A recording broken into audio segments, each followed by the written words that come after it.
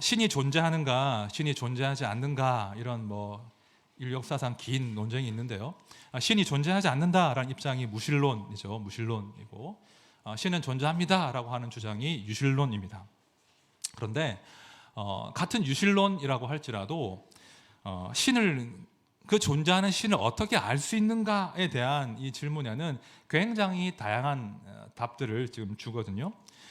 동양의 종교, 우리가 아는 불교, 도교의 경우에는요, 그 신의 경지, 득도하는 것, 해탈 이런 경지에 이르기 위해서는 암중모색, 그러니까 어둠 가운데 더듬어 찾아가듯이 그런 해탈의 경지를 찾아가야 된다, 이런 식의 이야기를 합니다. 그래서 동양의 종교들을 이제 공부를 해보면 도대체 이 동양의 종교들이 이야기하는 구원의 길이 명확하게 무엇인지가 잘 알 수가 없어요. 어렵습니다. 그래서 이런 유명한 말이 있지 않습니까? 도가도 비상도, 이런 말이 있습니다. 도가도 비상도. 도를 도라고 부르면 이미 그 도는 도가 아니다. 깨달으시면 득도하시는 거예요. 자, 도는 말로 설명할 수 없다. 도는 도대체 인간의 말로 설명할 수 없다. 이런 주장을 하는 곳이 동양 종교 아니겠습니까? 노자의 핵심 사상이거든요. 자, 그런데요, 우리 기독교는 전혀 다른 방향과 다른 이야기를 합니다. 우리가 암중모색, 신을 더듬어 찾는 것이 아니라 하나님께서 인간을 찾아서 오셨다라고 이야기합니다. 그리고 동시에 하나님께서 인간의 언어를 선택하셔서 그 인간의 언어로 사람과 소통하신다라고 기독교는 가르친다는 거예요. 더 놀라운 것은 하나님께서는 하나님의 말씀을 어떤 선택된 소수가 아니라 인류 전체에게 그 말씀을 알리고 하나님 당신을 드러내시기를 기뻐하신다는 거예요.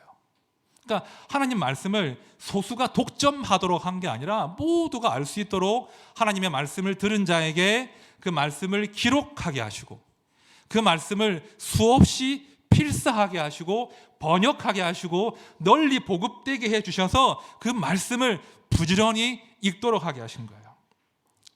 자, 그런 이유로 기독교를 흔히 계시의 종교, 책의 종교라고 하는 거예요. 기독교는 책의 종교이다. 이 성경책을 통해서, 말씀을 통해서 하나님께서 우리에게 찾아오시고 말을 걸어오신다는 거예요. 굉장히 이게 값진 것입니다. 오늘 새벽에 제가 이제 설교 마무리하느라고 이제 PC를 켰다가 우연히 뉴스를 보니까 이제 기원 후 AD 한 900년 전후에 필사된 히브리어 성경책이 이제 경매로 거래가 됐는데 수백억 원대로 거래가 됐다고 해요. 성경책, 히브리어 구약 성경책이 말입니다. 뭘 안 놀라시는군요. 자, 우리가 손에 들고 있는 이 간직한 이 말씀은요, 그런 수백억 정도의 가치가 아닌 거예요. 하나님께서 우리 찾아오시고 말씀하신 그 내용이 이 성경에 담겨 있는 거죠. 문제는 뭐냐면 이 말씀을 우리가 존중히 여기지 않는다는 거예요. 하나님은 말씀으로 우리를 찾아오시는데 문제는 우리가 이 말씀을 듣지 않는다는 거예요. 우리가 하나님의 말씀을 듣고 그 말씀을 내 삶의 이정표로 붙들어야 하는데 대부분의 사람들이 이 귀한 말씀을 듣기를 거부합니다. 말씀이 내 삶 가운데 들리기를 원하지 않는다는 거예요. 자, 오늘 본문은요, 하나님께서 유명한 본문이죠. 그 어린아이 사무엘을 찾아오시는 그런 장면에 대한 말씀인데요. 사무엘을 찾아오셔서 사무엘에게 말씀하시는 그 하나님은요, 지금도 동일한 방식으로 사람들에게 찾아오십니다. 우리 하나님은요, 사람에게 말씀하기로 작정하신 분이에요. 이것이 하나님께서 선택하신 사람과의 소통 방식이라는 거예요. 중요한 것은 우리의 귀가 열리는 거예요.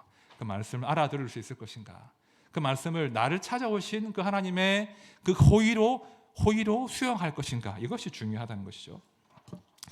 성도님들을 만나보면 그런 말씀을 하시는 분이 참 많습니다. 우리 시대가 어둡다. 하나님 말씀이 잘 들리지 않는다. 하나님이 침묵하시는 것 같다. 하나님의 침묵이 길어진다. 이런 말씀들을 자주 하시거든요. 뭔가 속 시원하게 하나님께서 하늘에다가 나 여호와가 여기 있다 하고 막 말씀을 빡 해주시면 좋을 텐데 말씀이 없다는 거예요. 말씀이 들리지 않고 이 땅은 혼란스럽습니다. 내 삶도 정리가 되지 않습니다. 이런 말씀들을 아주 많이 하시거든요. 때로 목사인 저 또한 그런 답답함이 있습니다. 오늘 저는요, 하나님의 그 침묵을 깨실 것을 기대하는 마음으로 오늘 말씀을 준비했습니다. 하나님 반드시 우리에게 말씀을 하시고 그 말씀 듣기를 원하시고 우리가 알아들을 때까지 말씀하시는 그 하나님 되심을 오늘 발견하는 그런 시간 되시길 바랍니다. 먼저 1절 말씀 제가 다시 한번 보겠습니다. 1절 보십시오. 아이 사무엘이 엘리 앞에서 여호와를 섬길 때에는 여호와의 말씀이 희귀하여 이상이 흔히 보이지 않았더라. 그 당시 이제 그 이스라엘의 영적인 상황에 대한 말씀인데요.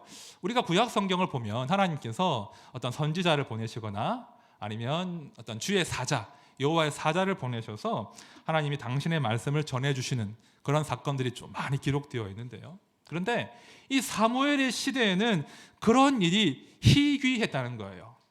거의 드물었다는 거예요. 여호와의 말씀이 드문 시기였다, 이 말씀을 지금 1절이 하고 있습니다. 좀 달리 표현하면 하나님께서 하나님이 침묵하던 그런 시기였다는 것입니다. 그럼 질문이 생기죠. 왜 하나님이 말씀을 주시지 않았나? 하나님 왜 침묵하셨나? 많이 바쁘셨나? 혹은 그 당시 잠깐 이스라엘에게 무관심해지신 것인가? 그런 질문을 할 수 있겠죠. 그러나 그렇지 않습니다. 자, 아이 사무엘의 시대에 하나님이 침묵하신 이유는 크게 두 가지로 나눌 수 있어요. 첫 번째는 이거예요. 하나님의 말씀을 듣고 이해하고 그 말씀을 전할 만한 선지자가 없던 시대였다는 거예요. 도무지 하나님의 말씀을 전할 메신저가 없던 시대였습니다. 두 번째는 이게 더 중요하죠. 하나님의 말씀을 이스라엘 백성들이 듣기를 원하지 않았다는 거예요. 하나님 말씀 듣기를 원하지 않고 자기 마음대로 살고 싶어하던 그런 시대였다는 거예요. 정리하면 리더들도 이스라엘 백성들도 하나님의 말씀을 기대하지 않고 말씀 듣기를 정말 갈망하지 않았기 때문에 하나님의 침묵의 시대가 지금 이어지고 있는 것입니다. 구약 성경을 보면요, 하나님께서 이런 상황을 참 답답해하시는 구절들이 정말로 많거든요. 도무지 듣지를 않는구나 하는 그런 하나님의 안타까움과 한탄에 관한 말씀이 굉장히 많은데요. 제가 두 군데만 읽어드릴게요. 내가 평안할 때에 내가 내게 말하였으나 내 말이 나는 듣지 아니하리라 하였나니 내가 어려서부터 내 목소리를 청종하지 아니함이 내 습관이라. 하나님의 안타까움 느껴지시죠? 내 백성이, 시편입니다. 내 백성이 내 소리를 듣지 아니하며 이스라엘이 나를 원하지 아니하였도다. 하나님은요, 침묵하시는 하나님이 아니세요. 하나님은 부지런히 선지자를 보내시고 말씀을 보내셔서 그들의 삶 가운데 말씀으로 개입하시기를 원하시지만 말씀 듣기를 원하지 않았다는 거예요. 지금 사무엘의 시대가 그런 시대인 것이죠. 사람들이 자기 마음을 완고하게 하면서 하나님 말씀 듣기를 거부하는, 말씀이 희귀한 그런 시대였습니다.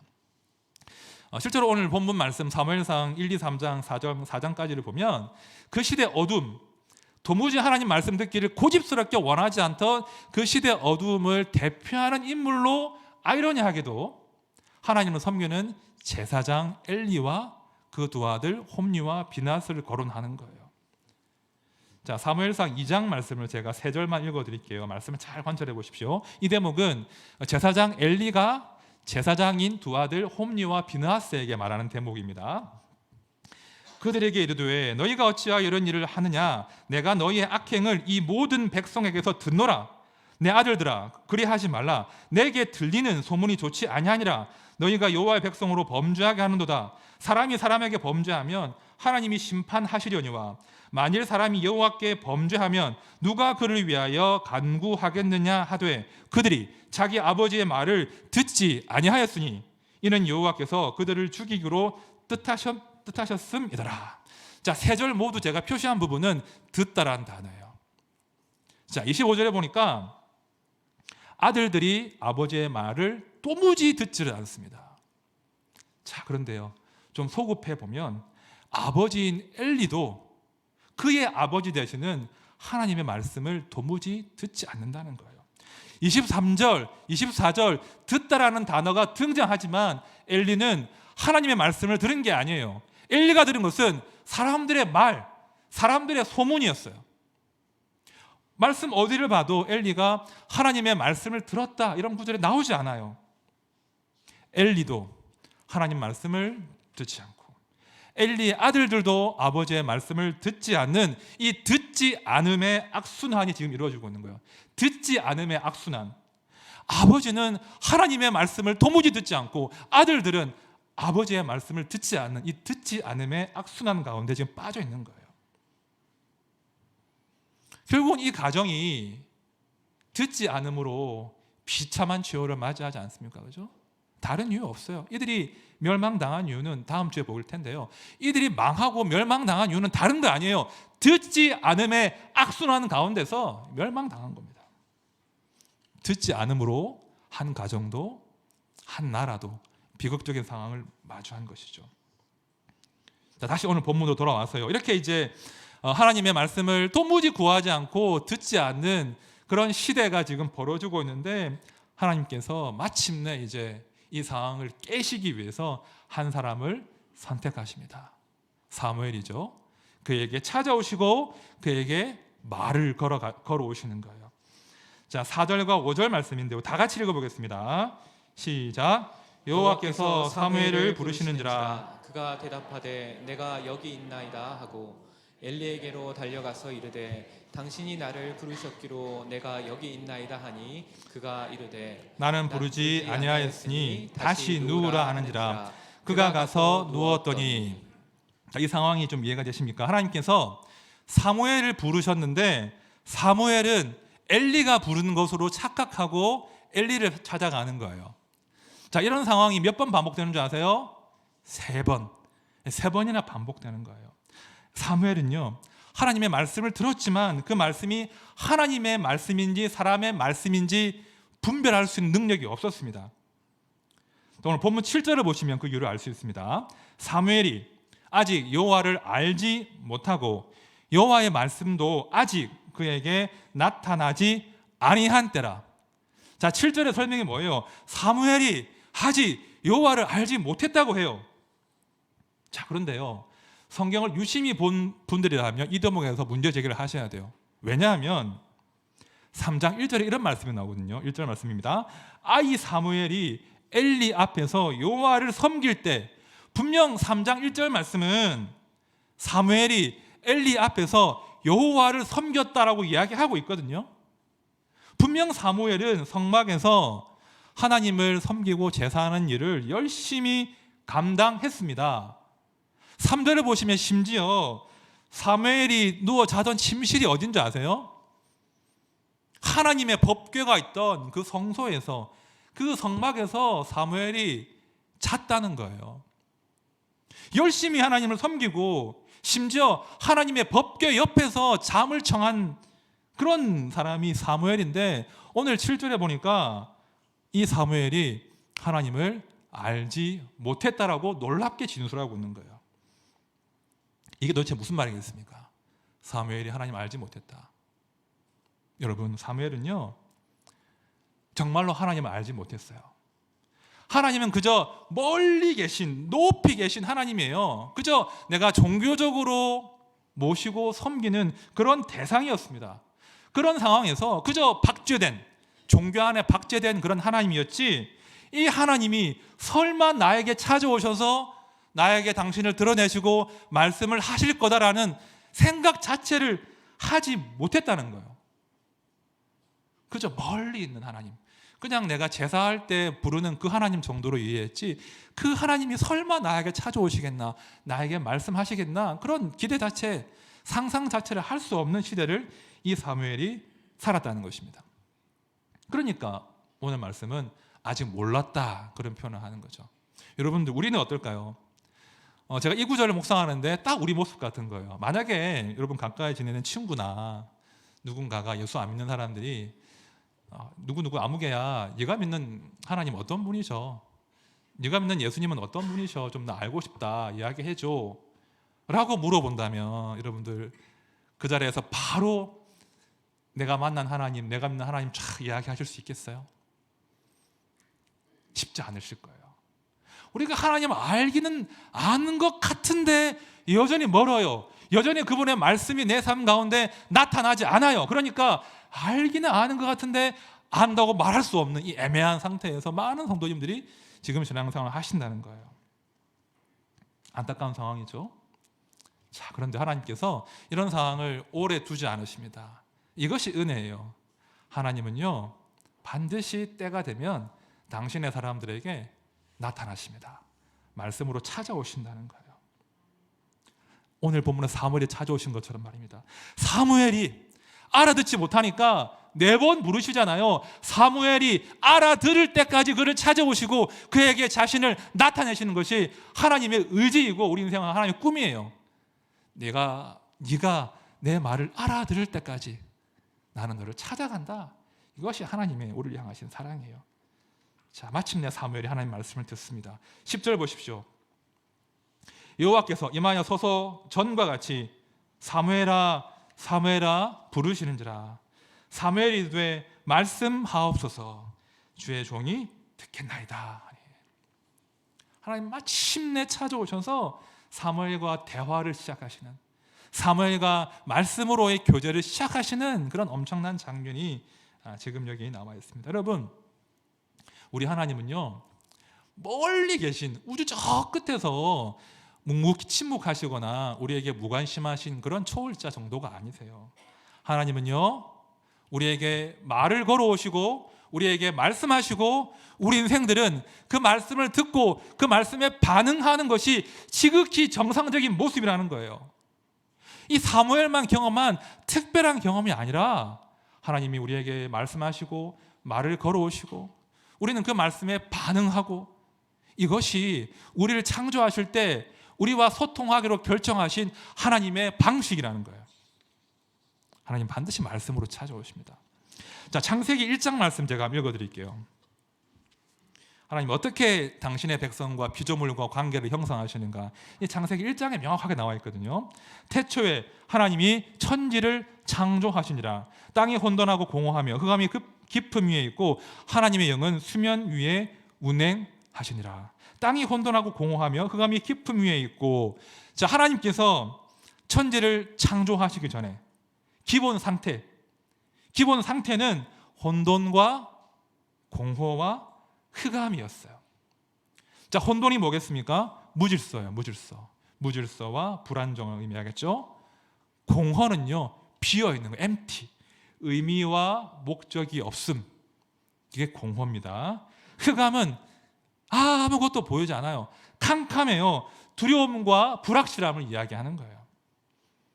자, 이것이 기본 상태였는데 하나님께서 말씀하시자 하나님의 위대한 창조가 시작되는 거예요. 자, 3절 말씀 다 같이 읽겠습니다.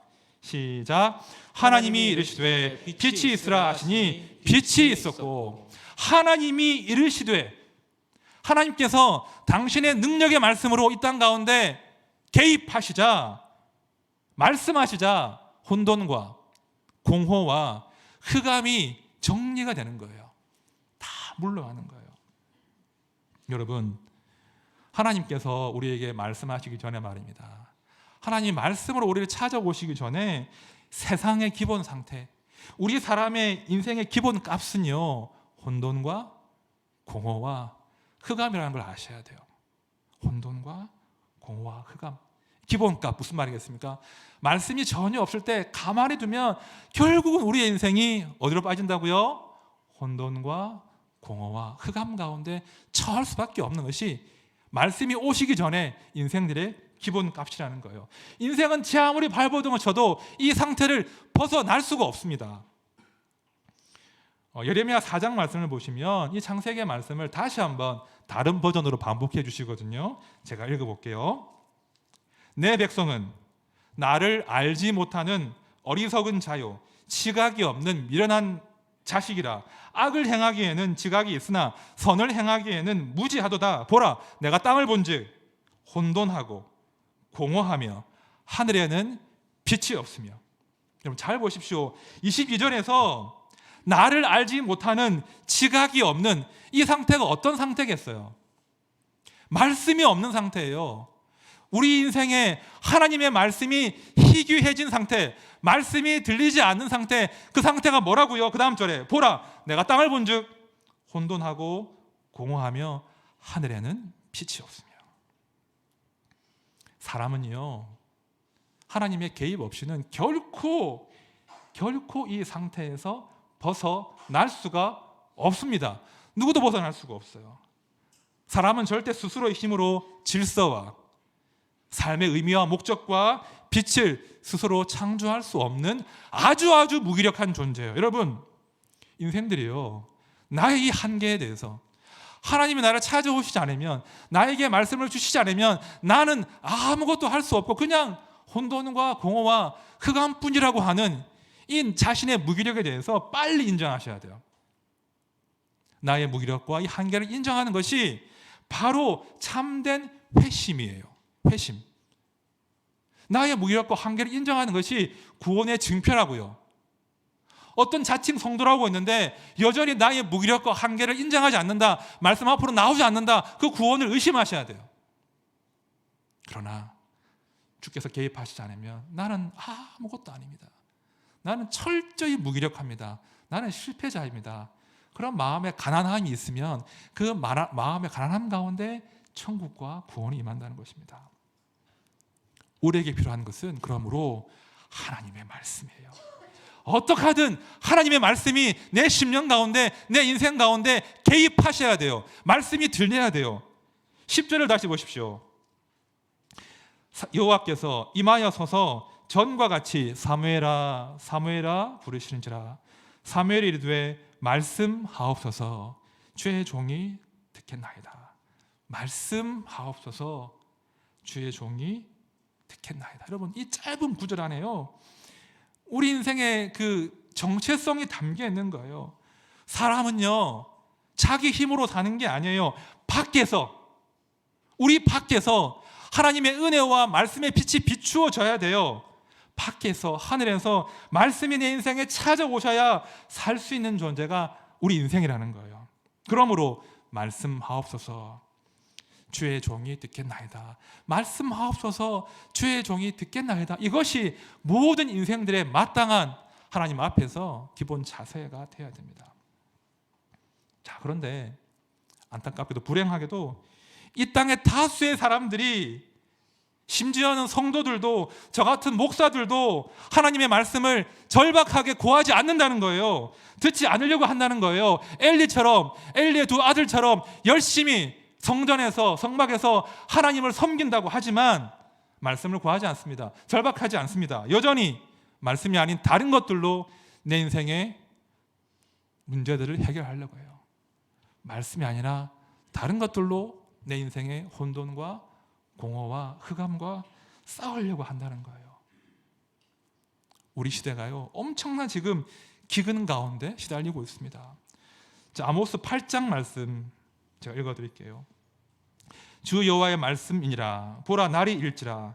내가 기근을 땅에 보내리니 양식이 없어 주림이 아니며 물이 없어 가람이 아니요. 여호와의 말씀을 듣지 못한 기갈이라. 여호와의 말씀을 듣지 못한 기갈이라. 우리 시대가 그렇다는 거예요. 놀랍지 않으세요? 이렇게 교회들이 많은데, 이렇게 유튜브를 열기만 하면 정말 좋은 설교와 강의가 쏟아지는데 사람들은 다 그래요. 하나님이 침묵하신다고, 내 인생 하신 하나님의 뜻을 모르겠다고, 답답하다고. 우리 정말 심각하게 돌아보셔야 돼요. 내가 정말 하나님의 말씀을 진짜 구하고 있는 거 맞는가? 내가 정말 절박하게 하나님의 말씀을 내 인생의 그 생명력으로, 능력으로 붙들고 있는가? 정말 내가 주의 말씀이 내 인생을 새롭게 창조하실 것을 기대하고 있는가? 아니면 그냥 종교적으로 좋은 말씀 정도로 수용하고 있는가? 두려움으로 돌아보셔야 됩니다. 사실은 제가 그런 상태더라고요. 목사인 제가. 지난주 목요일 날 밤늦게 친구가 카톡을 보냈습니다. 제가 그 다음날 새벽에 카톡을 확인해 보니까 이런 내용이었습니다. 여호와께서 너희를 위하여 싸우시리니 너희는 가만히 있을지니라.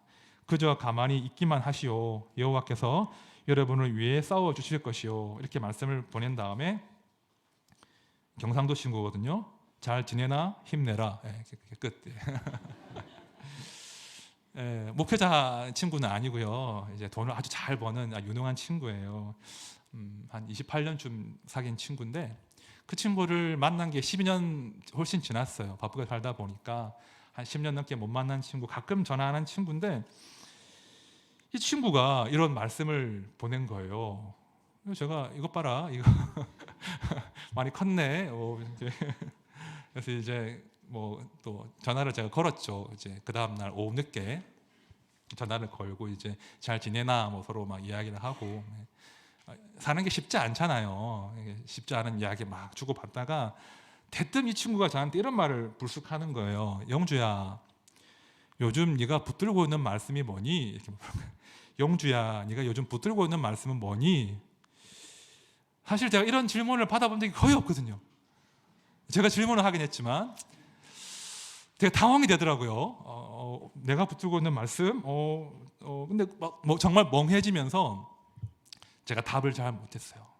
답을 잘 못하고 그냥 제가 저를 돌아보니까 그냥 크고 작은 근심거리들, 뭐 지금 당장 풀 수 없는 그런 고민거리들만 가득 차 있지 제가 붙들고 있는 말씀은 기억이 안 나는 거예요.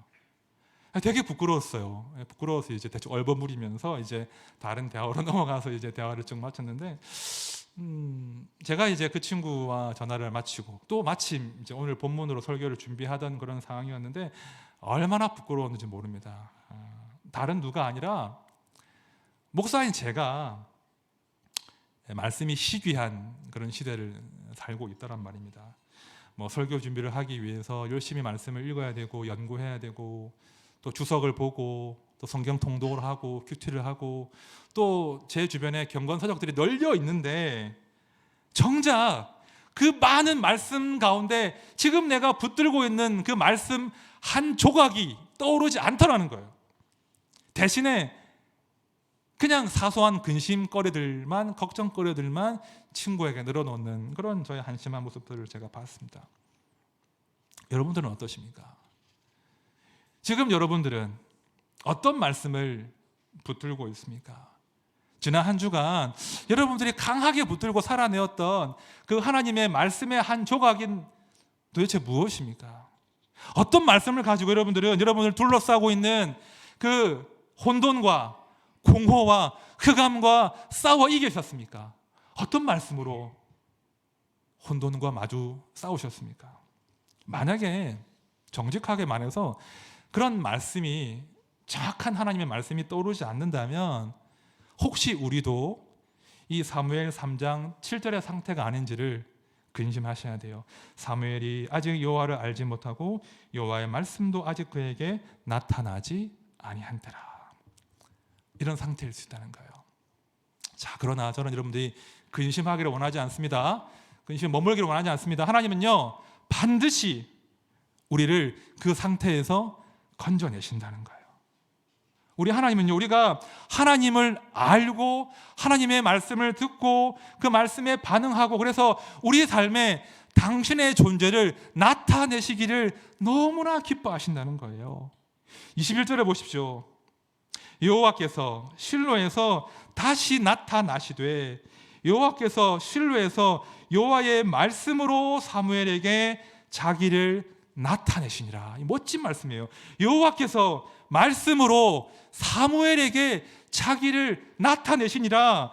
그동안 하나님을 알지 못했는데 하나님이 사무엘을 발견하시고 그를 찾아와 말씀하시고 사무엘이 그 말씀에 반응하니까 세상에 하나님이 사무엘의 삶 가운데 말씀으로 자기를 나타내시는 영광스러운 일을 지금 목도하게 되었다는 거예요. 마찬가지예요. 우리의 삶도 그러할 수 있습니다. 우리를 찾아오시고 우리에게 말씀하시고 말씀 가운데 우리의 인생 가운데 자기를 나타내시는 그 하나님을 우리 또한 맛볼 수 있다는 것입니다. 그것이 성도의 소망이 되어야 돼요. 여러분 기억하십시오. 말씀이 들리지 않으면요, 말씀이 없으면 달리 도리가 없습니다. 다시 기본값으로 돌아갑니다. 무엇이었죠? 혼돈과 공허와 흑암 가운데 돌아갈 수밖에 없다는 거예요. 이를 악물고 길을 쓰고 말씀을 구하셔야 돼요. 그리고 결심하셔야 돼요. 이번 한 주간 고민하십시오. 각 가정에서, 기도의 골방에서, 일터로 출퇴근을 하시다가 다락방으로 모이실 때마다 지금 우리가 꽉 붙들고 있는 것이 하나님의 말씀인지 아니면 근심과 두려움과 걱정인지를 한번 분별하시란 말입니다. 그리고 만약에 내가 말씀을 붙들고 있지 않다면 결단하셔야 돼요. 다시 결단하셔야 돼요. 하나님, 제가 하루에 단 한 구절이라도 하나님의 말씀을 읽고 그 말씀을 내 마음에 담고 내 마음에 새기고 그 말씀을 내가 묵상하면서 살겠습니다. 결심하십시오. 하나님, 제가 더 눈 나빠지기 전에, 더 기력이 쇠하고 기억력이 감퇴하기 전에 하나님 말씀 암송하겠습니다. 결심하십시오. 그 암송한 말씀을 내 마음에 새기기 위해서 발버둥 치겠습니다. 결단하셔야 돼요. 하나님, 내가 내 힘으로 나의 혼돈과 공허와 흑암과 싸우지 않고 하나님 주신 말씀으로 그것들과 내가 싸워내겠습니다 라고 결단하셔야 돼요. 하나님, 정말 근심과 두려움이 저를 지배하는 것이 아니라 하나님 말씀이 저를 지배하는 인생 되게 해주십시오. 그런 귀한 결단을 이번 한 주 해보십시오. 여러분, 우리 하나님은요, 찾아와 말씀하시기를 기뻐하세요. 우리가 결단할 때 그 결단을 귀하게 보시고 우리 인생 가운데 분명히 반드시 자기를 나타내십니다. 그 믿음을 일주일간은 살아내셔야 돼요. 이제 말씀을 정리합니다. 자, 우리 성도에게 꼭 필요한 근심과 두려움이 있죠. 물론 하나님 우리가 두려워하기를 원치 않으시지만 딱 한 가지 두려움과 근심은 필요해요. 무엇인고 하니 나의 오늘에, 나의 일주일에, 나의 한 달에, 나의 1년 가운데 도무지 하나님의 말씀이 들리지 않고 그 하나님 말씀 때문에 내 삶을 새롭게 창조해 본 경험이 없을 때, 그때 무척 근심하시고 무척 두려워하셔야 돼요. 내가 아무리 내 삶을 돌아보아도 하나님의 말씀이 내 인생에 개입해서 내 인생이 새롭게 창조된 경험이 없다면 눈물로 근심하셔야 돼요. 그리고 절박하게 하나님 말씀을 구하셔야 돼요. 하나님, 제가 아직 여호와를 알지 못합니다. 아직 하나님 말씀으로 저에게 당신을 보여주지 않으셨습니다. 당신을 보여주십시오. 말씀 가운데 당신을 나타내 주십시오. 오늘 10절의 말씀처럼 말씀하옵소서 주의 종이 듣겠나이다. 말씀하옵소서 주의 종이 순종하겠나이다. 이것이 우리의 평생의 기도의 제목이 되어야 됩니다. 함께 모든 성도님들께서 하나님의 말씀을 구하시고 그 말씀을 귀로 들으시고 그 말씀을 마음에 담고 붙들고 순종해서, 그래서 말씀으로 우리 삶 가운데 자신을 나타내시는 그 하나님을 풍성에 맛보는 모두가 되시기를 진심으로 축원드립니다. 우리 함께 찬양합시다. 저는요, 우리 성도님들께 또 말씀 통독하세요, 말씀 암송하세요, 큐티 하셔야죠, 이런 그런 의무에 대한 말씀을 드린 게 전혀 아니에요. 제가 드린 것은 우리가 사는 길이 무엇인가를 말씀드리는 거예요. 해도 되고 안 해도 되는 그런 의무에 관한 말씀이 아니라 우리가 살기 위해서 반드시 취해야 될 그 태도에 대한 말씀을 드린 거예요. 우리 인생 가운데 하나님 말씀이 들려져야 근심과 두려움이 아니라 주의 사랑에 매인 삶을 살아갈 수 있습니다. 다른 도리가 없어요. 하나님 말씀이 들려야, 말씀이 우리 삶에 개입해야 두려움이 아니라 공허와 흑암이 아니라 주의 사랑에 매인 삶을 살 수 있거든요. 하나님, 제 삶이 주의 사랑에 매인 삶이 되게 해주십시오. 내 인생 가운데 주의 말씀이 들리게 해주십시오. 우리 함께 이 찬양으로 주님께 고백하겠습니다.